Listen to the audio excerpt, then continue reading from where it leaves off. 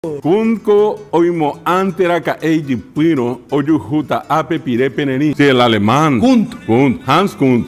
Que acá en su entorno iba a encontrar pire peneni. Gente acangui, gente débil. Y atiendan todo lo que están del otro lado. Moogui payayunian de Paraguayocuera.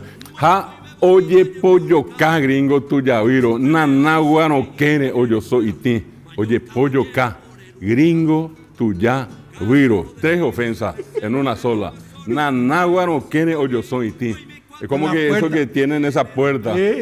Allí golpean la nariz. Llaman boca ahí. También las pistolas. Ahí bate avión. Y juuta tambos a cañón. Y a pemba y piaje cañón. 2 o 20 metralla. Llaman boca ahí. Ahí bate avión. Ja ni upederon do cu e muralla.